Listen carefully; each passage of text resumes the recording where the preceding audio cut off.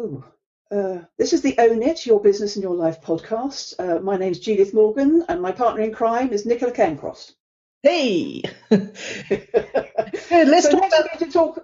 I wasn't quite sure who was leading there, sorry. Yeah, no, you go. You go. Okay, so next we're going to talk about our client challenges of the week. No, hang on, you're doing the wrong bit. You're doing the wrong bit. Oh. We're going to go through the first bit yes, for each week first. I beg your pardon. Yes, yeah. Okay, sorry. So what am I supposed to say then? You're supposed to say what's been happening to you this week. Okay, so first off, I'm going to tell you 2 or 3 things that have been happening to me this week, Nicola.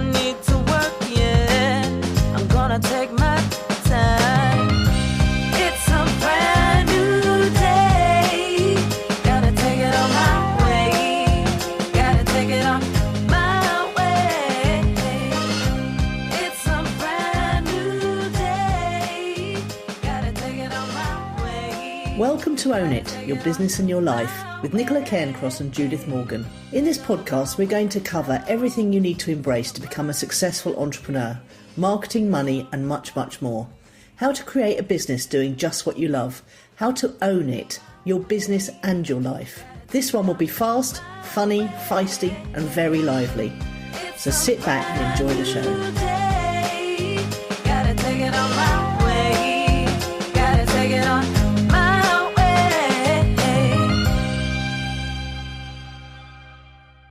On Monday, I went to see a fabulous guy called Jeff Foster talking at Alternatives in London. You know the fabulous church in St James's Piccadilly that I go to quite often. It's but you know a lot. Yeah, I have, and I did a workshop for them back in 2010 as well. They're a mind, body, spirit organisation that's been running for a very long time. In fact, Mary, the wonderful woman who runs it now, she always says at the beginning, put your hand up if this is your first visit. And quite a lot of people do that. And she says, we've been running for 32 years, what kept you? Which I always think is quite funny. Anyway, the person I saw this week was Jeff Foster, who's a writer and a very spiritual person. And he writes beautifully on Facebook. I recommend following him on Facebook, Jeff with a J. And his website is called lifewithoutacentre.com. And he talks about sort of mindfulness and matters like that with a great sense of humour. He told us a story about his father, who I think has dementia, and his father seems to have 2 homes. He could be either in Manchester or Brighton, I think he said. And Jeff said to him, I think Jeff lives in Brighton, actually, quite near you. Jeff said to him on the phone, Dad, where are you? And his dad thought about it for a long time and said, I don't know, but I have a sense I'm where I'm supposed to be, which was got a great laugh from a spiritual audience, because it's an upside of being confused, isn't it? Brilliant. And then another highlight was you were kind enough to introduce me to Mark Mooney, the guy that runs Natural Born Coaches. What a great name for a podcast that is. Natural Born Coaches. Is, yeah. And his business model is all about podcasting, which is quite interesting for you and me. And he's interviewing people like you and me, and not Brits particularly, mostly other nationalities, I think, about what it takes to build a successful coaching business. And as you know, I've had a few years off from that, and I've had to bring my coaching business back up to scratch.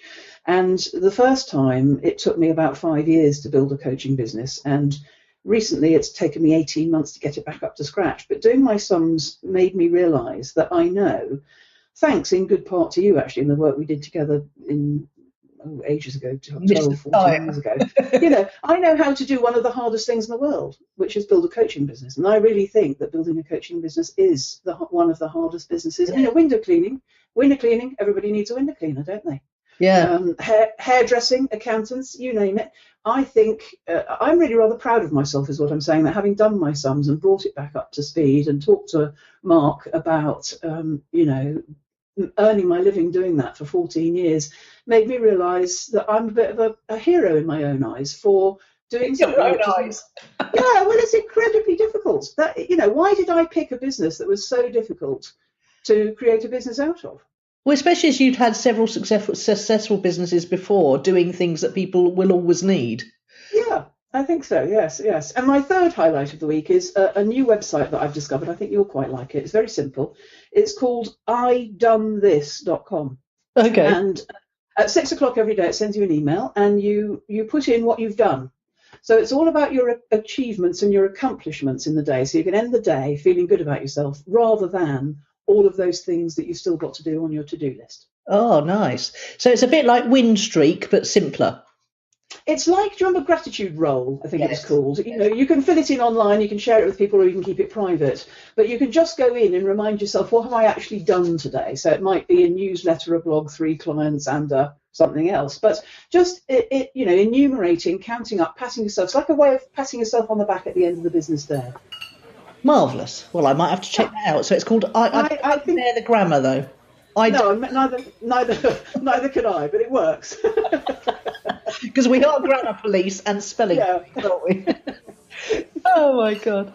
Well, I've had an interesting week because I remember last week I talked about the whole, trying to identify my ideal client and throwing a bit of mud at the wall by emailing 100 people a week. Yes. I didn't really say how I'd done that, but basically I paid an outsourcer to go and get the members of all my local chambers off the internet, because it's, all their information's on the chamber websites, obviously, just so that I could email them. And I did it with a very simple little message that looked like a personal message from me. And I did it through Gmail, which is, you're allowed to do 100 a day through Gmail using a little plugin they've got. And it worked. And ironically, when I lived in Brighton, I went out and about in the local business community, and there was one law firm that stood out dramatically because A, it was run by a woman, B, they were very clued up on marketing, and they had a very strong brand, and they were very specialist. They only do business law. They do work with intellectual property and copyright and trademarking and stuff like that. But, I sort of became aware of them back in 2011. And if you'd have asked me who would be your ideal client for anything, this law firm, would have been at the top of my top 100 list. And ironically, even though I was feeling very uncertain about doing this whole email thing, and I didn't know if it would work, and I had to force myself to do it because, that voice in your head going, this isn't going to work, why are you bothering? I had 2 replies last week. One was from someone saying, for God's sake, take me off your mailing list. Don't you know you're spamming? Well, as technically I wasn't, because I had fulfilled all the requirements to not be spamming.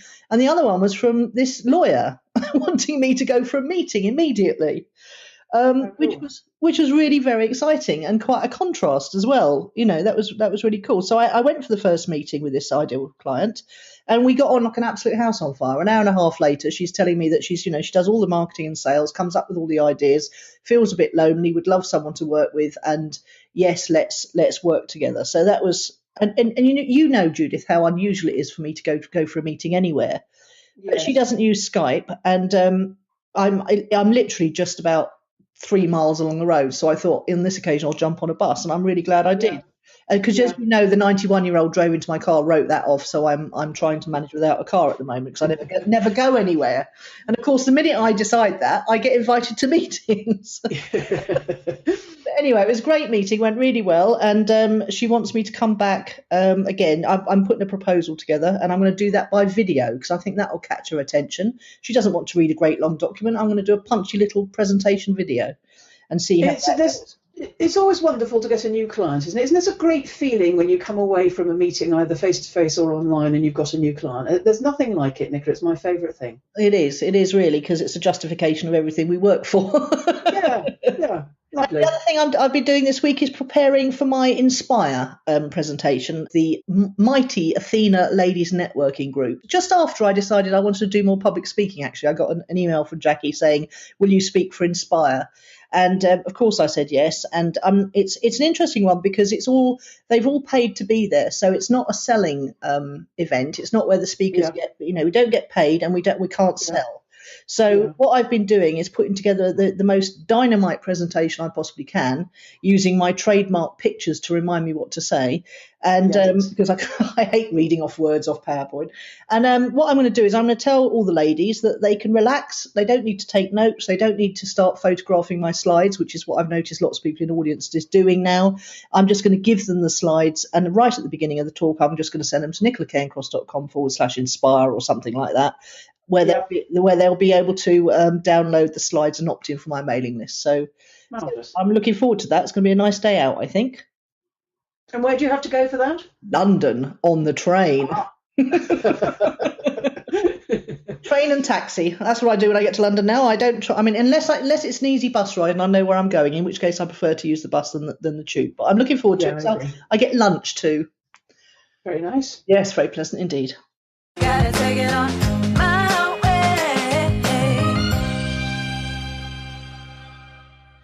Okay, Nicola, so now to our client challenge of the week. And today I've chosen, I'm working with a client at the moment who is marketing her first ever event where you need bums on seats, where people actually come to a physical place rather than a digital one. Although actually, I don't think it makes any difference. But and she's doing it across Christmas. So she had an early bird period of time which expired on something like the 7th of December, I think. And the actual event doesn't start until January. And you know what it's like when clients are marketing their first ever thing. Oh, yeah, I do. Their list isn't big enough. Yeah. They're not particularly well known. So therefore it doesn't succeed. Therefore they believe it's a failure. Therefore they pull it too quickly. Therefore it doesn't happen and they go into a tailspin. What's wrong with my offering?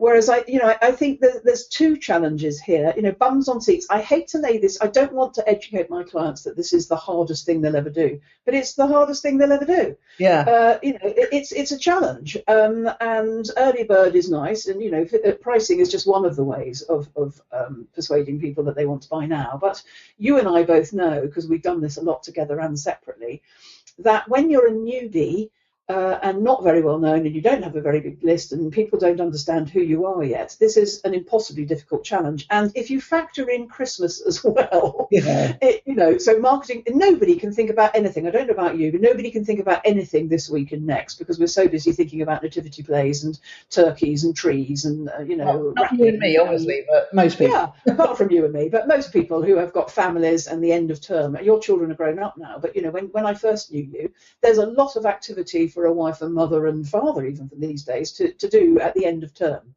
Yeah. And so I think it was madness in a way, the timing of it. But I don't think it's over. I think people, one of the favourite times of year for selling things is between Christmas and New Year, when people are thinking about, New Year, new me, what am I going to step up to? And this lady's field of expertise is around the way people eat. And so January is a perfect time for people to be addressing that. So really what I'm bringing to the table this week is, what advice would we give people who are marketing their first ever event, whether a real life event or a digital one? Do it online. Don't go anywhere near a real life event for the first time, because like you say, it takes, when I think back to our Money Gym days, we used to do 6 to 8 week launch periods for every single event. And Jeff Walker, actually, I used to use Product Launch Formula as our template. Jeff Walker's just brought out a great book called Launch. And it does set out his, it's very top level, obviously not as detailed as his training courses are, but it does set out the sequence of events that have to happen for you to have any chance of launching a successful event. And it's things like you start off with anticipation, social proof. You give value in advance. It's a sequence and a process, and if you know it, it makes life a lot easier. You're absolutely right. They've never got enough of a mailing list. Although, having said that, Facebook ads does make that a little bit easier now, because even if you don't have a mailing list, you can advertise your event. And that, the thing I like about that particularly is that it's inexpensive. And it does tell you if there's any interest in your event. But marketing an event where it's all about eating to people who overeat or have emotional eating problems over the Christmas period, when nobody wants to feel guilty about it, And we're all saying, "Oh, it's 1st of January. Come 1st of January, it'll be different." She's doing it at absolutely the wrong time of year. She should start after Christmas and make it really much more intense. But if she hasn't got a list to launch to, she hasn't got a hope in hell, I'm afraid.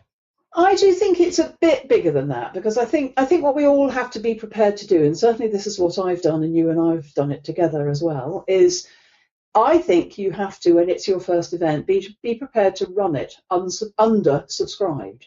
So let's say you want 10 or 12 or 15 people and you get 4, you've got to run it.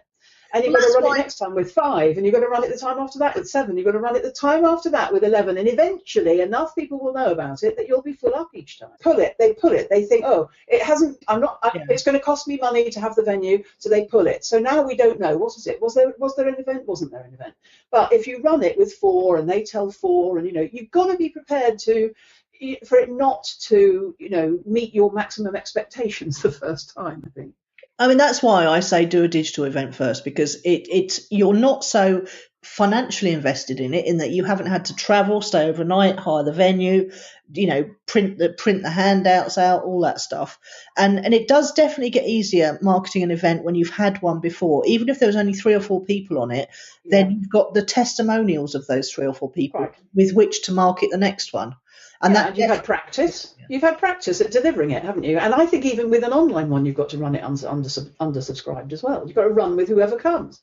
I mean, in a way, it's almost a better idea to make your first event completely free of charge, because you'll get a lot of people who may or may not turn. And you'll be surprised, actually, how many people who come to free of charge things that turn into paying clients, Yes, but you're giving yourself a really good chance of getting a great pool of people in, your first bunch of people who will give you testimonials, who will give you case studies, who will give you success stories, and then that will make it so much easier to do the next one, which is paid. Yeah.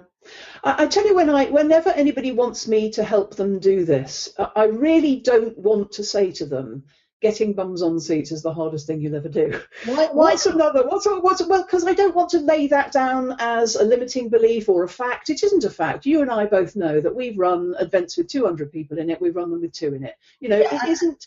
And how much work did we do for that? We had to work our socks off to do that. Exactly. To get 200 people in a room, you do. It took us 3 months. You did it once, and then I did it the next time. And I can remember where we were when you taught me how to do it the second time. Yeah. But I love it. You see, I suppose that's the answer. You've got to love marketing. You've got to love the challenge. Going a bit woo on you for a second, if I may. The time I did it, when we wanted 200, that morning when we left home, there were 186, and when we got to the venue, there were 14 people standing outside wanting to come in who hadn't pre-booked. So I do know you can do it because we've done it. But I think my key message is you've got to run it with whoever comes at the beginning, and then a bit more and a bit more and a bit more, and inch it up each time. And then in the end, you've got a massive, great big thing. Yeah, and I would say you've got to work 10 times as hard as you think you're going to, in terms of in terms, that's a good timesing, actually. In terms of sending out emails, in terms of mentioning it on Facebook, in terms of tweeting it, in terms of just. And most people have initially, when they start out on their marketing journey, they're very, very reluctant to bother people and to bug people and to be seen to be banging on about the same thing all the time. But if you really want to get bums on seats, you're going to have to bang your drum 10 times harder than you think you're going to. What's really interesting is in that sentence you used a lot of words beginning with B, and the word my clients always use is exactly the same. I don't want to bombard people. But I learned something really interesting from a client, which I've been implementing ever since she told it to me. She said, we asked one more time than we were comfortable with, and that was the one that we got a lot of traction with. So I always now ask myself, have I asked them one more time than I'm comfortable with? It's similar to me not wanting to send out emails unless they're going from my list host, isn't it? I feel more vulnerable sending them from my personal email address. And just the final truth about organising events, and the thing is, if you know these fundamental truths about event organising, it makes life a lot easier, and you don't feel quite so terrified about the whole thing. Half of your attendees will book in the last 2 weeks, so you have to have a structured way to encourage people to want to book earlier, and that works very well. But you as I say, be prepared to be banging your drum 10 times harder than you think you should have to, or even you want to. I do remember once we ran an event that started at 9 o'clock in the morning. Somebody bought a ticket at 8:36 and walked round to the venue. I know, it's bizarre, isn't it? I mean, people don't like to commit themselves. But if you know that half of the people are going to book in the last 2 weeks and you're going to have to Yeah. work hard to get the other half to book in advance, it's not so scary then, is it? If you know these truths. Yeah, I thought you were going to say a short of that. I thought you were going to say in the last 2 or 3 days. Well, I mean, I'm usually on to, thinking about the presentation by then, so I don't pay attention to the last minute arrival. But no, it's a big scary thing, and it's not so scary doing it online, and it can be done, and it gets easier the more you do it. That's for sure. Yeah, that's the key message. Keep doing it. Yeah. Yeah, absolutely. Nice one.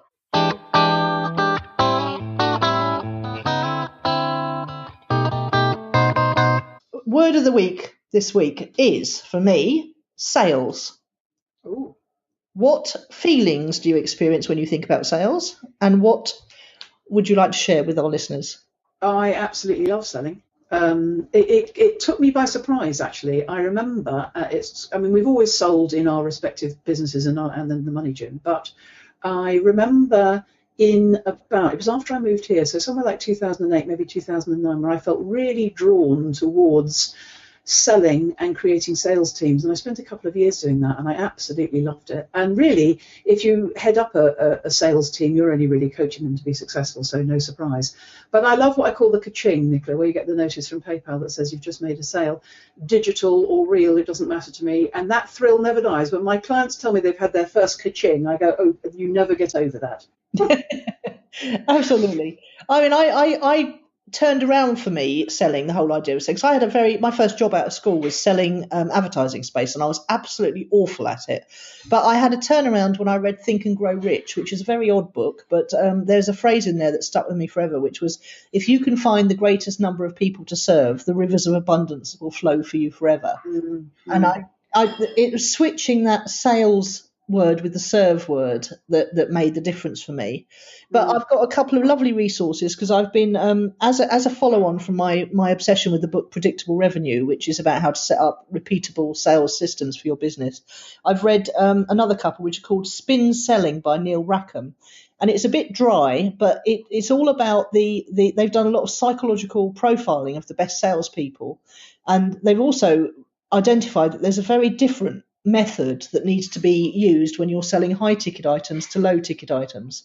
So, for example, high ticket items are much better sold with what's called, now they all laughed at me at the Inspire conference because I couldn't say this properly, consultative selling. I always say consultative selling. Yes. Which is when you have an in-depth conversation with someone, which is what you do every time you do a client intake call, I suppose. It is, yes, it is. And it's much more effective, and it's all about helping people see where they are, helping people get really clear about where they want to be, and then identifying what's missing in the middle. And it can be used from anything from a Mercedes-Benz through to a high ticket coaching. Yeah. And lots of my clients are very uncomfortable about selling, actually, and sometimes they have totally beautiful things to sell, and I always remind them how much they love buying. Yes, you do. You do that very well, and you enjoy buying and you enjoy selling, and it's yeah. And also to try and get them to sell as they buy. So don't try and sell like a used car salesman if that makes you icky. What do you appreciate when you're buying? When somebody helps you buy something, to sell like that. Yes, absolutely. And the other, just a quick recommendation, is a book called Pitch Anything by Oren Klaff. And, that's all about the psychology of selling and how you need to get your head in the right place to be able, and it's all about self-esteem. It's all about not chasing after people. It's all about, the whole thing about not necessarily going for a meeting unless the decision, it's all about how to get your head straight about before you're able to sell anything. And so I just thought those 3 books are a real holy trinity for people who find sales difficult. I was going to introduce myself there. Shall I tell you about my word of the week, Nicola? That would be absolutely delightful, Judith. Go for it. Okay, it's digital. Well, I think digital is a very sexy word because it makes me think of all sorts of cool things. If it's not digital, I don't want it, really. That's the bottom line. And how can that come to me electronically is really the way I live my life. But the reason I'm bringing it up this week is because I also talked earlier about VAT, and the whole essence of the VAT thing is, do you sell a digital product or service? And so I've had to get very clear on what the HMRC definition is of digital, and it's something that doesn't involve any human interaction at all. And funnily enough, we've talked a lot about how people like human interaction. We've allowed clients to come and visit us. You've done face-to-face work. Not everything is as digital as you think, funnily enough. But what do you think of when you hear the word digital? Well, funny enough, I think about Guy Levine because he's got a great friend and client of both of ours who's got a great business called Return on Digital up in Manchester. Yes. And he sort of, in my mind, he's sort of cornered the phrase, which is rather interesting, isn't it? And yes. So, yeah, when I think about it, I think of ease, I think of convenience, I think of speed, I think of Guy, I think of the future and the thing that's changing so many people's lives. I'm still in awe and astonishment that we think things could have changed so much in the last 20 years. Yeah, I agree with you. No mobile phones, no email. I mean, how did we all manage? How did we live? Yeah, it is that it's made us very instant gratification oriented, hasn't it? Yeah. I want it and I want it now. But the other thing it's done is it's enabled us to, things like, being able to, do things like order your shopping online. I was thinking about this. Everyone's getting so stressed out about Christmas. And I thought, I'm totally not, because I've just ordered it online. Yeah, me too, absolutely. And I even watch my television online, so even my entertainment is digital as well. Everything is digital. The world comes to me through my laptop. And the other thing it's done is, ordering your shopping online gives a mother 2 or 3 hours a week extra where she can spend that time with her children, with her husband, looking after herself, instead of schlepping around a shop, putting things in a basket and getting stressed and upset. And also something you taught us ages ago, which is it enables you to budget, because you don't have to press the buy now until you've brought in your groceries on this week's budget. Yeah. Whereas in a shop, it can get completely out of hand, and that's how the shops like it. Yeah, and another thing you touched on the other week was the fact that you work alone. You often don't see anyone for a few days at a time, but you don't feel alone because you've got this community, digital community, and family. Yeah, and also you and I are not in the same room now, but you'd never know. And it's the same with clients. They don't know where you are. I don't know where they are. It doesn't matter. We're in communication. Yeah. It's quite amazing. And I was just, interviewing someone the other day, and I said to him, I was convinced he was in the UK, and I said, well, where are you in the UK? And he said, I'm not, I'm in Colombia. Okay, sounds like he's from next door. Digital, good word, we like that one. A word from our sponsors. This week's episode was sponsored by Audio Jungle. To get some immediate atmosphere for your website or your recordings, go to ownitthepodcast.com/Audio Jungle.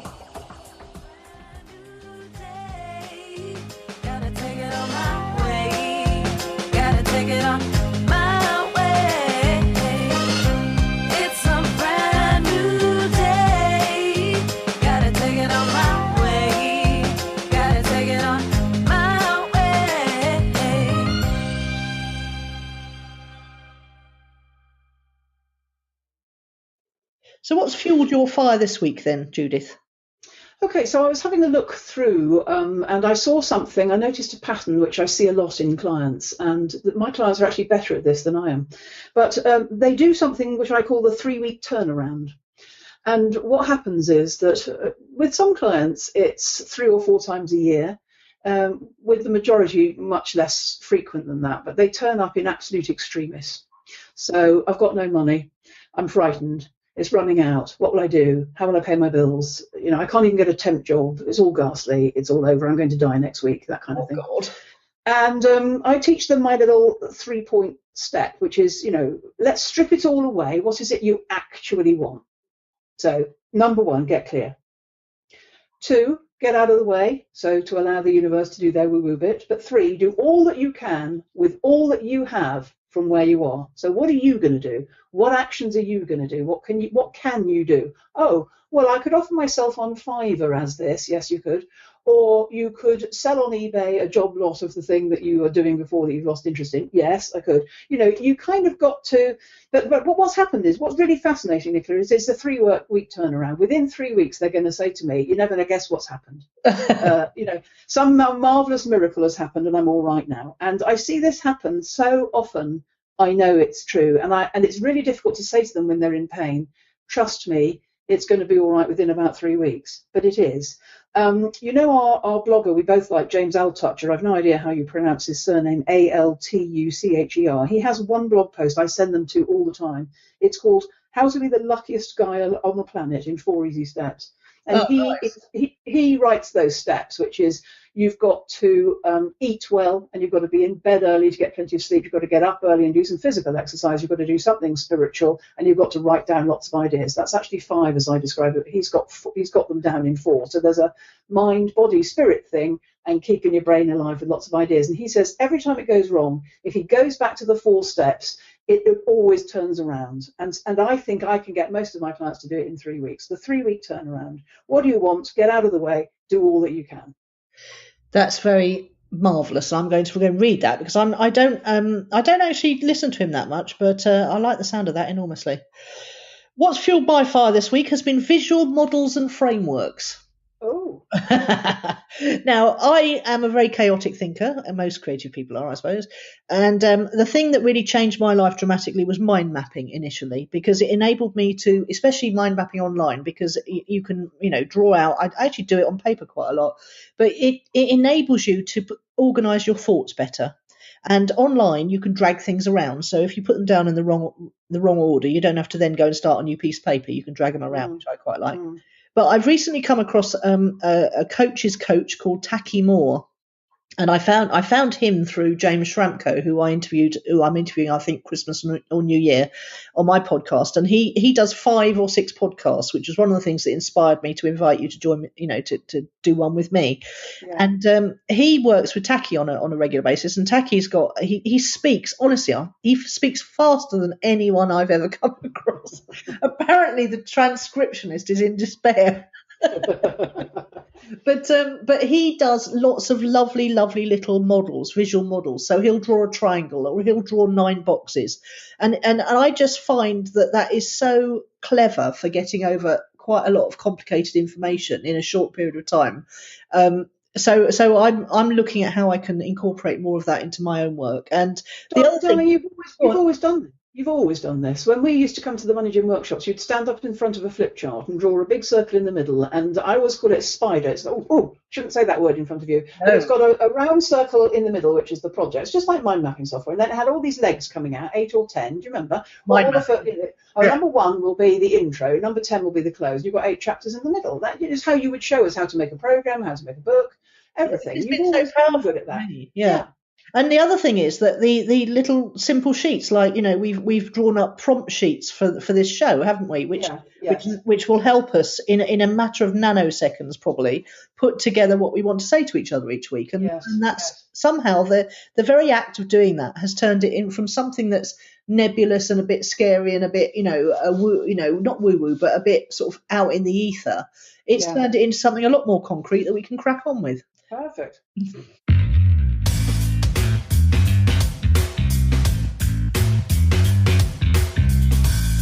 Okay, so Nicola, who or what has impressed you this week?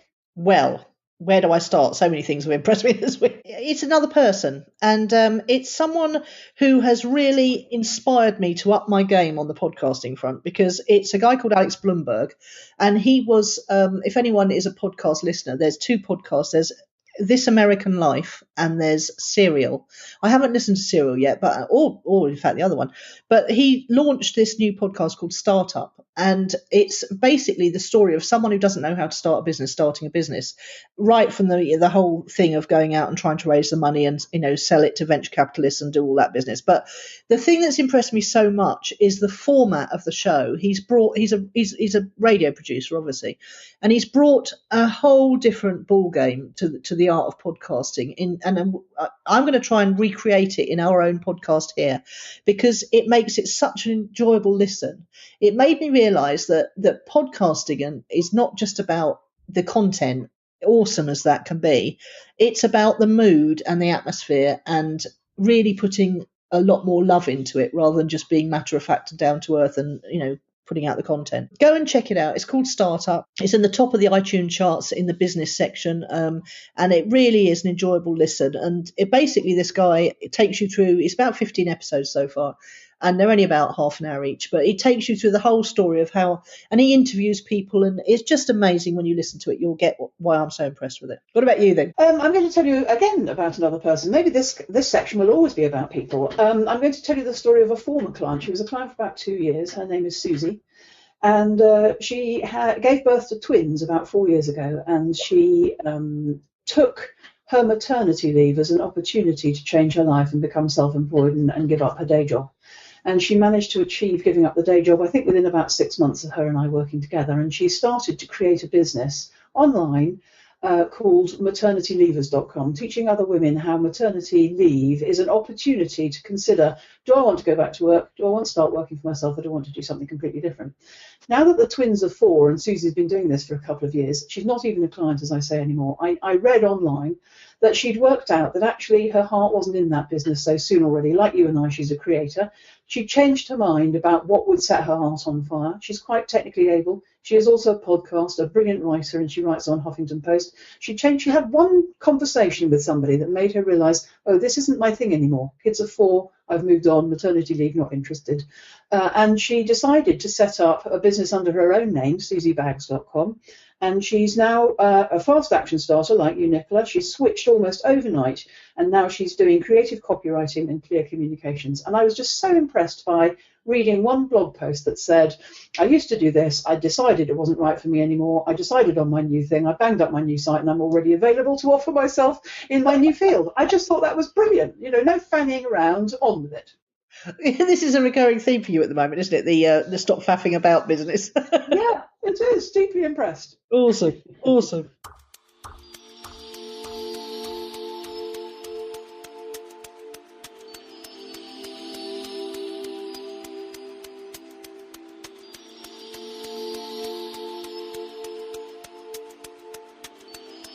You've been listening to Nicola Cairncross and Judith Morgan. The podcast is called Own It, Your Business and Your Life. Do come and visit us at ownitthepodcast.com. We'd love to hear your feedback.